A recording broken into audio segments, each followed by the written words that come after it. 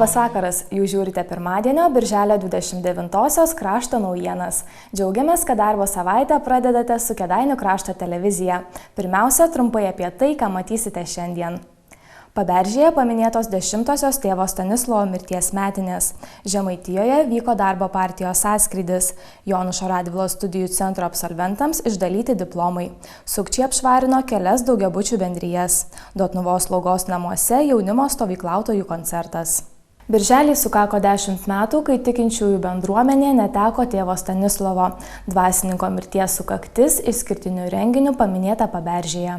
Praėjo 10 metų po tėvo Stanislovo mirties, bet jo numylėtoje Paberžėje ir tūkstančių žmonių širdyse jo atminimas gyvas. Žmonės prisimena pokalbių su dvasininku detalės, jo ištartus išmintingus žodžius ir skleistą gerumą. Bendravę su tėvu Stanislovu ir jį tik iš pasakojimų žinoję žmonės susirinko į Paberžę pagerbti atminimo. Šventąsias mišias aukojo kunigas iš Kauno Darius Vasiliauskas. Kaip ir bet kur kitur, aišku, labai daug Dievo. Ir tas smagu matyti, kad tie žmonės, kurie atėjo, jie atėjo degančiam širdim. Ir duok Dieve, kad jis yra uždegęs tėvas Stanislovas kažkada čia būdamas ir visoje Lietuvoje tarnaudamas. Tai, manau, jaučiasi tikrai tėvo Stanislovo indėlį žmonių širdise. Tai labiausiai ir džiugina. Po mišių niekas neskubėjo skirstytis. Prie šventoriuje esančio tėvo Stanislovo kapo degtos žvakelės, renginio dalyviai prisiminė dvasininką ir jos skleistas gėrio pamokas.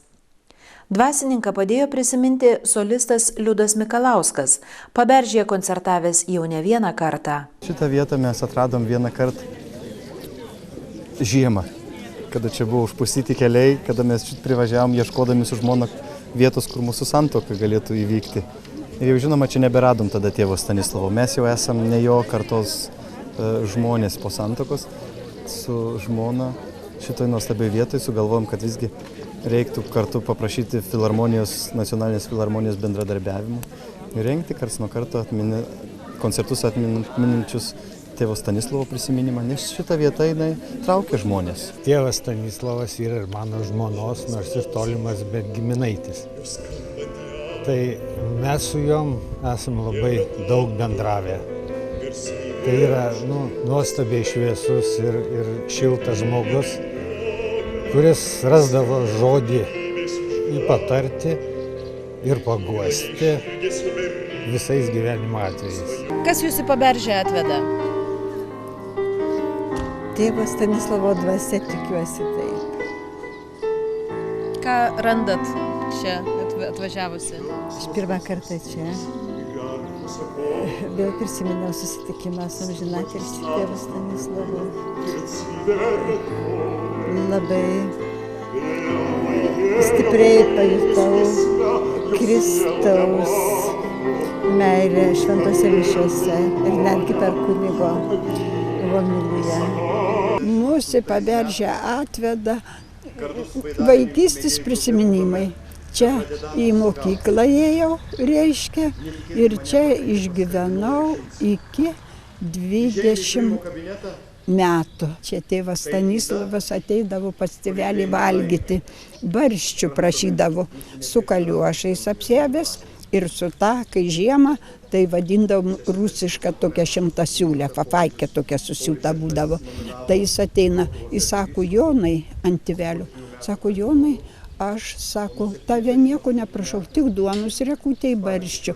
O tėtė sako, ką mes valgam ir kunigėlių prašau kartu, viską, reiškia, prie mūsų, ką mes turim jūs. O jis vargšas, sako, aš pinigėlių neturiu duoti, va dabar čia į misytę, į kulduniuką, į viskas kaip pietus. Jis tik barščių, sakydavo, ir ilgai daug metų. Tėvo Stanislovo atminimui skirtą renginių ciklą organizuoja Labdaros ir paramos fondas Viltis Vikonda. Fondo pakviesti šimtai į Paberžę atvykusių žmonių dalijosi gėriu ir prisiminimais, vaišinosi arbata ir saldumynais. Kad Paberžė visada būtų gyvybinga, kad trauktų žmonės, kaip ir norėjo tėvas Stanislovas. Tai renginiai skirti tėvo Stanislovo paminėjimui. Šiandien susirinko mes čia 10 metų mirties, kaip miręs tėvas Stanislovas paminėjimui. Rugsėjį susirinksime tėvo Stanislovo gimimo dienos paminėjimui. Kokius akcentus dedat šitokiuose renginiuose? Susibūrimą, pabendravimą, kartu pabuvimą, pasidalinimą prisiminimais apie tėvą Stanislovą. Darbo partijos Kėdainių skyriaus nariai kartu su partiečiais iš visos Lietuvos poilsiavo ir bendravo sąskrydyje Žemaitijoje. Gera nuotaika, draugiškas, linksmas, o taip pat ir dalykinis bendradarbiavimas vyravo savaitgalį Žemaitijoje, Varnių regioninėme parke surengtame Darbo partijos sąskrydyje. Jame dalyvavo beveik 100 partijos Kėdainių skyriaus narių. Partijos bičiulius sveikino jos įkūrėjas ir garbės pirmininkas Viktoras Uspaskich. Daug žmonių, daug narių, daug su vaikai, pratina vaikus prie tokio didelį sociumą, bendravimų tarpusavio. Visą laiką džiaugiuosi, kad skyriai atvažiuoja, todėl kad vis atsiranda naujų narių pas mus, turi galimybę pabendrauti su partijos valdžiom, su valstybės valdžiom. Mes turim nemažai atstovų vyriausybėje, Seime. Tai kiekvienas galėtų prieiti, pakalbėti, tai tiesiog pasisveikinti. Tiesiog pajausti, kad jis yra šitos didelios komandos narys. Europos parlamente dirbantis Darbo partijos garbės pirmininkas gerai vertina partijos atstovus dirbančius atsakingose valstybės postuose. Mūsų ministrai pakankamai aktyvūs yra. Ypatingai partija ir taryba labai dažnai dabar paaktyvina tos visus darbus. Ir mūsų ministrai pakankamai matome dabar yra vyriausybėje. Darbiečiai iš visos Lietuvos į sąskrydį susirinko ne tik pramogauti, bet ir priimti svarbius sprendimus. Situaciją apsvarstėm tiek valstybėje, tiek partijoje, padarėm šiek tiek vidinius sprendimus, tai valdymo partijos pasirengimo ateinančiam Seimo rinkimam.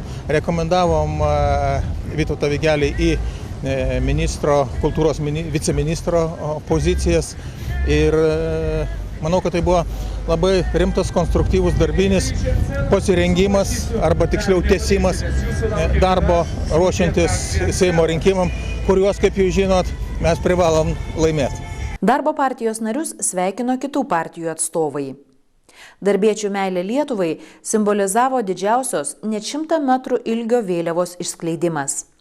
Prie šio veiksmo turėjo galimybę prisidėti visi iškilmingo sąskrydžio atidarymo dalyviai. Aktyvūs Darbo partijos nariai vertina renginius, kurių metu turi galimybę pabūti su bendraminčiais. Mūsų skyrius yra didelis, 800 narių, tai iš tiesų visą rajoną apimantis, ne tik mieste, bet į sąskrydį visada važiuoja daugiau ar mažiau ir šiais metais tiek ir jaunimas, tiek ir vyresnio amžiaus žmonės iš tiesų vyko į sąskrydį ir planuojame šiais metais dar padaryti ne tik tai kaip respublikinis, visada vyksta birželio pabaigoje, bet mes galvojam vasaros pabaigoje su šeimomis, su vaikais dar sukviesti ir mūsų rajono Darbo partijos sąskrydį. Į mūsų sąskrydį visą laiką susirenka keli tūkstančiai narių, taip kad nusiteikimas tikrai puikus, nusiteikimas puikus sportuoti, šokti, dalyvauti protų kovose, vaikų visokiose užsiėmimuose. Šiais metais turime, kadangi sveikatingumas yra dabar labai madoje, tai turime ir sveikatingumo zoną, pirčių zoną. Linksmai nusiteikusi Kėdainių skyriaus komanda stovyklavietę įrengė pirmykštės bendruomenės stiliumi. Mes turim dovanų ištikimybės diržas, skirtas bus Mazuroniui. Kaip į partiją naujam atėjusiam mūsų pirmininkui. Ir kam jis turėtų būti ištikimas? Ištikimas partijai. O šitas raktelis bus skirtas būtent mūsų garbės pirmininkui. Atiduosim šitą raktelį, teiksime, kad išsaugotų šitą ištikimybę, kaip sakoma, kada norės, tada jisai jį ir paleis. Ar draugiškas ar glaudus Kėdainių skyriaus kolektyvas? Manau, pakankamai draugiškas. Aišku, yra, kaip sako, nėra namų bedumų, bet šiaip tai esmė ir pats pagrindas tikrai yra draugiškas. Esu bendruomenės pirmininkė, tai tenka bendrauti ir su mūsų politiniais, tiesiog, kaip sakyti, aktyvesniais žmonėmis ir perduoti jiems savo bendruomenės kažkokius tai problemas, tiesiog spręsti jas. O sąskrydį kokios nuotaikos? Oi, smagios, gal truputėlį išgąsdino toksai šaltokas oras, bet žiūriu, dabar nieko, viskas šyla ir, kaip sakant, gera nuotaika, puiku, smagu. Neformalus bendravimas ir yra tikriausiai pats draugiškiausias bendravimas. žmonės atsipalaiduoja, jie sportuoja, kartu linksminasi, kartu važiuoja autobusu, praleidžia 3 dienas. Bet visas tas bendravimas yra gana pagristas, sakyčiau, ir išmintimi, kadangi vyksta ne tik sportinės varžybos, bet vyksta ir protų mūšis, kur patikrinamas mūsų ir sąmonės, ir išmintis. Taip, kad šitas bendravimas neformalus, sakyčiau, gana prasmingas. Kauno kolegijos Jonušo Radvilos studijų centro absolventams įteikti aukštojo mokslo diplomai. Šiais metais mokymo įstaigą baigė 46 studentai. Kauno kolegijos Kėdainių Jonušo Radvilos studijų centre buvo įteikti aukštojo mokslo diplomai. Anglų ir kitos užsienio kalbos bei socialinės pedagogikos, taip pat verslo anglų kalbos studijų programas baigė 46 studentai. Nedidelė grupė anglų ir kitos užsienio kalbos pedagogikos studijų programa, Kaune studijavo šitie studentai. Toliau labai maža grupelė verslo anglų kalbos, jų baigė nemažas būrys, tačiau kai kurie pasirinko didžioji dalis tęsti gretutinės studijas, todėl diplomų šiandien teiksime labai mažam būreliui. Ir socialinės pedagogikos ištęstinių studijų absolventai. Labai tikimės, kad jie sugebės įsitvirtinti darbo rinkoje. Kai kurie jau dirbantis yra, kai kurie jau turi darbo vietas, kai kuriem, aišku, dabar iššūkis susirasti vietą po saulę. Kauno kolegija kryptingai ir sistemingai žengdama pirmyn, lygiuojasi į europinę studijų kokybę, orientuojasi į lyderiaujančių Europos aukštųjų mokyklų patirtį. Kvalifikuoti dėstytojai Kėdainių Jonušo Radvilos studijų centre atveria studentams teorinių žinių klodus ir išugdo praktinius darbo vietoje reikalingus įgūdžius. Nuo studentų gebėjimo priklauso, kaip jie panaudos studijų metu įgytą patirtį. Praktikos teko įgyti nemažai ir įvairios tos praktikos, įvairiomis užduotimis. Ir tikrai kuo toliau, tuo buvo įdomiau. Ypač kai teko visokius projektus rašyti, vykdyti, tai labai tikrai naudinga ta praktika ir netgi darbo metu žiūriu, kad jinai jau reikalinga. Šiuo metu dirbu su vaikais, kadangi esu šokių mokytojas, tai šitos studijos labai praverčia dėl to, kad visos įgytos socialinės pedagogikos žinios ir pasitarnauja mano darbe, kaip bendrauti su vaikais, kaip pateikti, kaip išspręsti problemas. Tai ši profesija, manau, yra mano darbui yra labai tinkama ir labai pagelbėjo man. Diplomus absolventams įteikęs Kauno kolegijos direktoriaus pavaduotojas komunikacijai Antanas Vaidelys teigia, kad Kėdainių Jonušo Radvilos studijų centras turi puikias perspektyvas. Kėdainiai yra tas vieta, kur tikrai ir savivaldybė kreipia dėmesį į studijas ir gerai tai, kad tai yra netoli kaip tik mūsų didelės kolegijos, nes kolegijoje tai yra virš 7000 studentų. Tai čia ir mažytis mūsų toks, sakyčiau, centras turi labai gerą ryšį su mūsų studentų atstovybė, bendrauja kartu. Tai manau, kad šiam studijų centrui yra tikrai visos perspektyvos. Svarbiausia, kad jaunimas, kuris yra čia aplinkui, Kėdainis suprastų, kad jiem daug yra paprasčiau studijuoti šiame centre, studijų programos, kurios yra tikrai išoriai paklausios. Nes puikiai žinome, kad užsienio kalba šiuo metu yra taip, kaip ir tavo gimtoji antroji kalba. Kauno kolegijos Kėdainių Jonušo Radvilos studijų centras laukia naujų studentų. Šiemet visiškai naujų studijų programų neturime, nes pernai mes paleidome naują studijų programą, taigi priimame į tas pačias studijų programas, tai yra verslo anglų kalba su gretutinėmis, anglų kalba ryšiams su visuomenė irgi su galimybė gretutinių studijų. Kultūrinės veiklos organizavimas, čia vadybinė studijų programa ir Kaune mes jau galvojame, kad paskutinius metus ištęstinės studijų socialinės pedagogikos. O į užsienio kalbų pedagogiką, kaip jau ir nutarėme, taip ir nevykdome priėmimo, nes žinote, kokia yra demografinė situacija, mokyklose kokia situacija yra, tai manome, kad kol kas bent jau pedagogų rengti nereikia. Laukiame visų abiturientų, studijų programos tikrai geros. Kitos naujienos. Kelios daugiabučių bendrijos pakliuvo į sukčių pinkles ir neteko namų priežiūros darbams sukauptų pinigų. Pirmadienį rajono policijos komisariatas gavo kelių daugiabučių namų bendrijų pirmininkų pareiškimus dėl iš sąskaitų dingusių pinigų. Gautieji pareiškimai bus pridėti prie penktadienį pradėto ikiteisminio tyrimo. Policija kreipėsi 3 bendrijų pirmininkai, kurie pranešė, kad birželio 23-24 dienomis iš 65 metų moters, iš dirbančios minėtų bendrijų buhalterė, Apgaulės būdų telefoniniai sukčiai išviliojo elektroninės bankininkystės kodus, prisijungimo kodus bei iš bankų, 4 bankų sąskaitų pervedė 26 600 eurų. Įvykį tyrė Kauno apskrities vyriausiasis policijos komisariatas. Neoficialiais duomenimis buhalterė, dėl kurios veiksmų iš bendrijų sąskaitų dingo pinigai, aptarnavo apie 20 daugiabučių namų ir sodininkų bendrijų.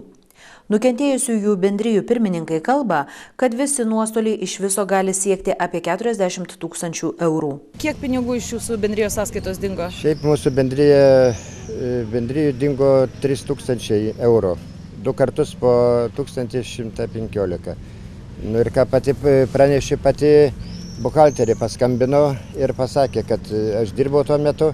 Ir pasakė to, kad vienu žodžiu yra taip ir taip, buvo sekmadienis, o pirmadienį, sako, eikite į banką, ten tvarkytis popierius ir pareiškimą rašyti policijai. Kokius darbus planavote atlikti už tos pinigus? Planavom nemažus darbus, turėjom keisti laiptinių langus. Kiek pinigų prarado jūsų bendrija? 1300 eurų. Nuimta per 2 kartus, po 1000 su virš dienos limitas, kiek galima ir per 2 dienas tiek nuimta. O man penktadienį paskambino pati buhalterė ir pasakė, kad yra išduoti kodai ir kad gali būti grobstimas. Ar tikite, kad gali pinigai sugrįžti, ar jau vis? Tikiu, kadangi vis tiek bankai tai turėjo matyti šitokią sumą suplaukti vieno asmens sąskaitą. Keli bendrijų pirmininkai tvirtino, kad iš jų sąskaitų tūkstantinės sumos buvo pajudėjusios, tačiau grąžintos. Gali būti, kad sukčiai taip bandė įtikinti buhalterę, jog elektroninės bankininkystės kodus jiems atskleisti yra saugu. Bankai neteikia pirmininkams detalios informacijos, o buhalterė, dėl kurios ištuštėjo bendrijų sąskaitos, vieniems yra sakiusi, kad pinigai iš banko nedingo, saugomi kitoje sąskaitoje, kitiems patvirtino, kad pinigai paimti iš bankomato. Dar vieno nukentėjusio daugiabučio pirmininkė pasakojo, spėjusi išgelbėti vieną sąskaitą. Jie atsitiktinai patikrino lėšų judėjimą ir apstulbo pamačiusi, jog iš sąskaitos nežinomam asmeniui pervesti 3400 eurų. Skubiai paskambinusi į kitą banką ir paprašiusi užblokuoti bendrijos sąskaitą, ji išsaugojo dalį gyventojų sukauptų pinigų. Dotnuvos slaugos namų gyventojai sulaukė ypatingų svečių – ateitininkų iš Kauno jėzuitų mokyklos. Dotnuvos slaugos namuose gyvenančius senelius aplankė Kauno jėzuitų rektorate veikianti Švento Ignaco Lojolos moksleivių ateitininkų kuopa. Jau 9 metus Dotnuvoje stovyklaujantis vaikai slaugos namų gyventojams padovanojo giesmių ir lietuviškų dainų koncertą. Ar dažnai tenka koncertuoti seneliams? Iš tikrųjų tai nelabai dažnai ir čia šitas koncertas jis toks visai netikėtas ir mums patiems.